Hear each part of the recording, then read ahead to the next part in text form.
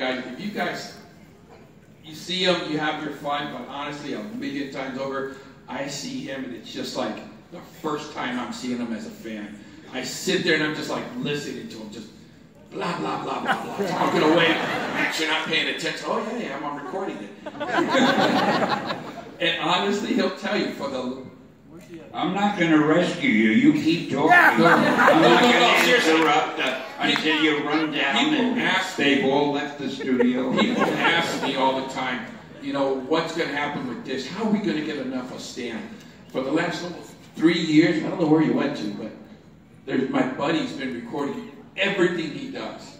From the morning until the night. Everything he does, not everything. But everything, and it's like we just, and I tell Stan, this is the stuff people want to see, what you actually do when you go home, when you're upset, or when you're actually powering through. When I go home, I have a very colorful, exciting life. Yeah, I come into the house, I say, hiya, Joni. Yeah. He says, hiya, Stan. Well, that serves as our conversation. Here's the other part. You come home, you say, hello, Joni. Before you give her a kiss, what does she tell you? All the time. How's Max? Yeah. She says, take out the trash. But no, it's so funny, honestly, guys.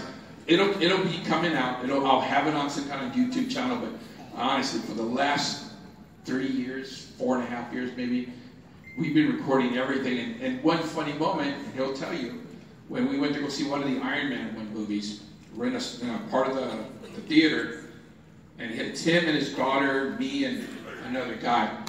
And all of a sudden, coming down the corridor, I see Robert Downey Jr. coming in. And I'm like, oh, shit, here it goes. He comes in, and his security detail's right there, and they go like that, and I go like that, and they go like this, and I go like this. And I'm like, okay, so the first thing the guy said, everybody put away the cameras. I'm like, no one's going to tell me to put away the camera. Robert comes in, and honest to God, and I got it on film, too, to prove it. The guy comes in, Stan's sitting right there, and he just literally... I don't know why he's so surprised. Everybody does that. But it was so awesome to see that. I mean, because he was genuinely just humbled. He just, Stan, you changed, I think it was Iron Man 2. You changed my life forever. And it was just, once you see it, you'll know what I mean, because it's a strong bond that they did right there. And the same thing with Chris Evans introduced you to his parents. And his parents go, you did this for my son, I can't believe it. And it was, and look what I did for Donald Trump.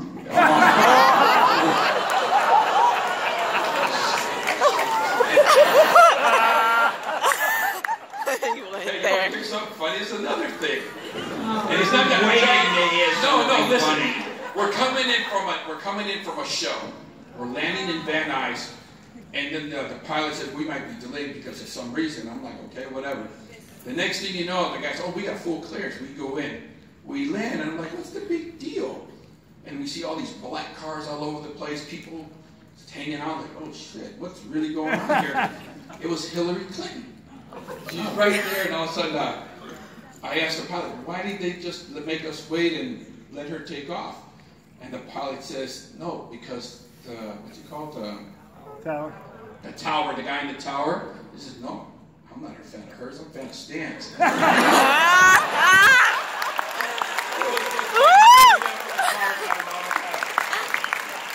Anyway, those are little things I get excited for, guys, because I'm telling you, being around this guy, my best friend, is funny as hell.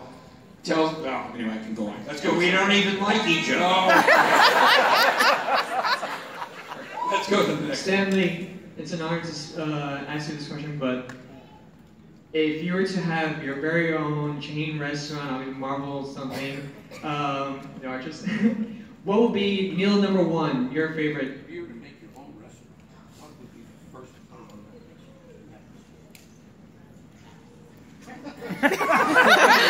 I like prosciutto and melon, actually. That's not a funny answer, so let me think of something. I'm I'm not a big eater. I don't think much. In fact, I forgot to have lunch today. I was mentioning to you. I'll probably starve to death in front of you. Sitting on the plane, and I took a nap. And they must have served lunch while I was taking my nap. And the guy sitting next to me never told me. Not me. Well, you know who was next to me, and he never talked to him again. I'm starving to death now. Anyway, what are you talking about now? No, you got to find out what they want to talk about. Ask them, what do you want to talk about? Hi. Oh, in Big Hero 6, at the end, you have that lovely philosophy about the underwear. Do you follow that philosophy? Did he mention my underwear?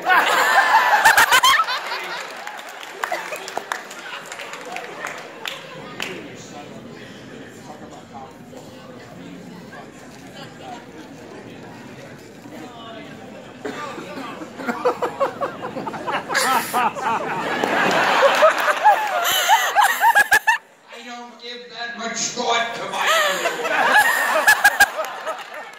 It's there, I put it on, and I go about my business. What is it, the 4-day rule? I don't even know why that writer put all that stuff in about underwear. They could have talked about so many glamorous things about me. I think they're jealous of me. Make it sound like I just lead a dull life and all I do is think of how to turn my underwear inside out. I'm going to find out who wrote that and have a little talk with him. Go ahead, buddy. I was going to ask about your underwear too. I guess I'll have to think of something else. Thinking back to your early days at Marvel, can you tell us about any unused characters that just didn't make the final cut? Anything that was too weird or too just not good enough? I heard your first days at Marvel, but I couldn't tell the rest. Back in the day when you were at Marvel. Yeah. When you guys were coming up with characters. Yeah. There's some characters that you did create that you never used that just basically left on the...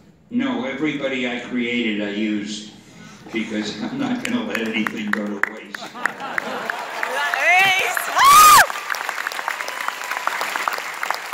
fact, it's kind of frustrating now because I used to come home from work and I'd run in, after I said hello to my wife, I'd run into my room, get to the computer, and start writing and try to come up with new ideas for characters or stories.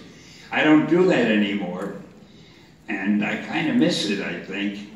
But now other people, did you see, what's that newest one we have, Deadpool? Yeah. I think that is so good, and it kills me that I didn't create it. And there's one line in it, where, I forget the exact words, but there's a whole bunch of guys with guns pointed at him, and he says, I've got 12 bullets, shells, whatever. I've only got 12 shells. You guys will have to share. To me, that's one of the cleverest lines I have ever read. And I wish I had created. I have so many frustrations. I didn't create Wolverine. I didn't create the one I just told you about. I forgot the name already. And there's probably another one somewhere I didn't create. And I don't like the idea that there are things I didn't create. But there's nothing I can do about it.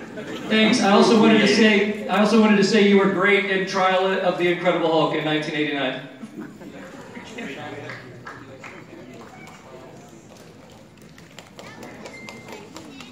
What cameo was that? What was I doing? That's the one that you play a jury guy on It's where Hulk lifts up the stand. Yeah, that was good. I was magnificent. People have written essays.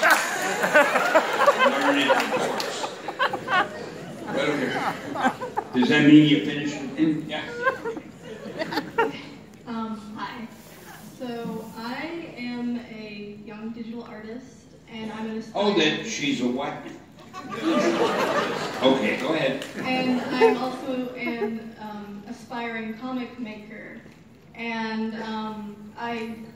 I I couldn't think of anyone else to inspire me more to create something I'm passionate about than you.